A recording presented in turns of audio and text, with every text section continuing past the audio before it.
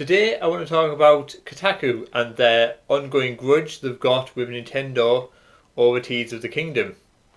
This started off a couple of weeks ago when Kotaku was very grumpy that they weren't given a preview copy of Tears of the Kingdom to review. This was followed by a few days later when Luke Plunkett sent out this tweet: "For the record, this is how I feel about publisher blacklists."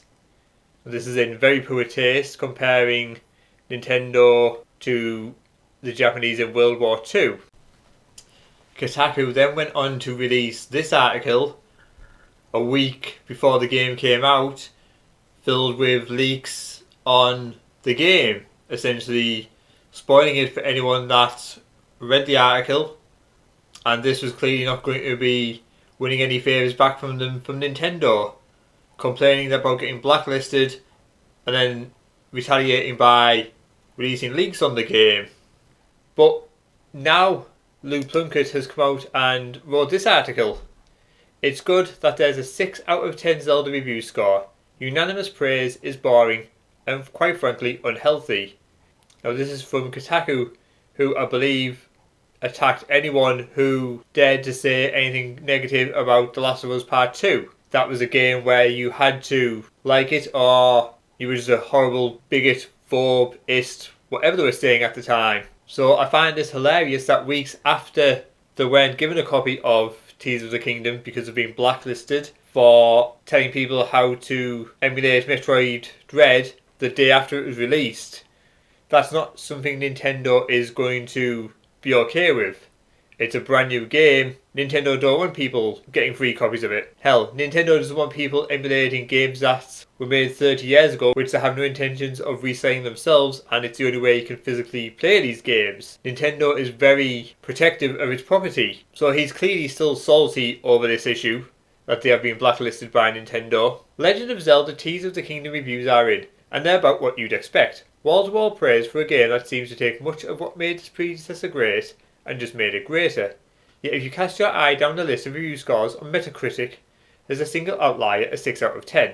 It's by G Finishes Josh Brown, and at the time of publishing, it stands as the only mediocre yellow scored review for the game on the whole site, a fact that can only confirm after scrolling down what feels like an endless sea of hundreds and 95s. There are, of course, no negative reviews. The excerpt chosen by Metacritic to reflect Brown's review reads: "If you've yet to step foot into the open world of Hyrule, Tears of the Kingdom is your best way to experience it, with just enough new ground to keep things interesting. But if you didn't gel with 2011's release, the story alone might not be worth a second attempt." Whereas 2006, when GameSpot's Jeff Gressmans had the nerve to give Twilight Princess a mere 8.8 out of 10, this might constitute a scandal. Thankfully, most of us have grown up a lot since then. Luke Plunkett, I don't think you've grown up at all. You're still very salty about this. You're making a non-article weeks after you've been blacklisted because you weren't given a free copy of a game. You're a child that's thrown his toys out the pram and is just kicking up a fuss over nothing at this point. You're meant to be a games journalist, and at this point you're just a joke and making yourself a joke and Kotaku a joke more than what they already are by doing stuff like this. And if you're interested, I did have a look to see how far down this 6 out of 10 review score was, and he must have gone out purposely to look for anything that didn't give this game a glowing review. It is quite literally at the very, very bottom of the pit of all the reviews. It's there. It's the first one on. All the rest give it 90 and above. So he's purposely gone out to look for something that didn't give it a glowing review, so you could write this article saying there's one reviewer that didn't give it a good score, because he's an overgrown child and he's upset because Kotaku have been blacklisted for something that Kotaku has done. He's the one that needs to grow up. You won't be getting copies of Nintendo games because not only do you advocate going out and emulating them, you write articles on how to do it the day after it's released. It's not something Nintendo is going to be fine with. They're not going to be giving you copies of games. You're not going to be getting ad revenue off Nintendo, and this is just petty. You've got nothing better to do than to try and call out Nintendo, but just like the last few times, you're going to end up being a laughingstock over this. Kotaku is a joke of a gaming site, everybody knows that.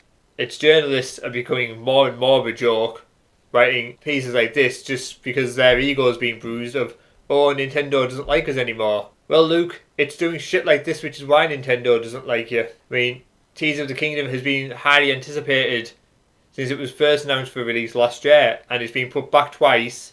And no matter what type of articles you put up there, it's going to sell well. I got my copy on day of release. It was pre-ordered.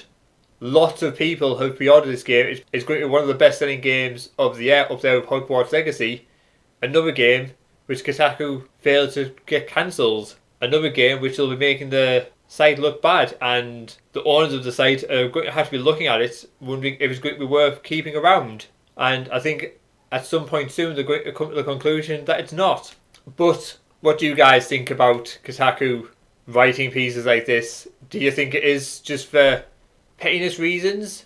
Do let me know in the comments below. And that's all from me. I want to make a fresh cup of tea.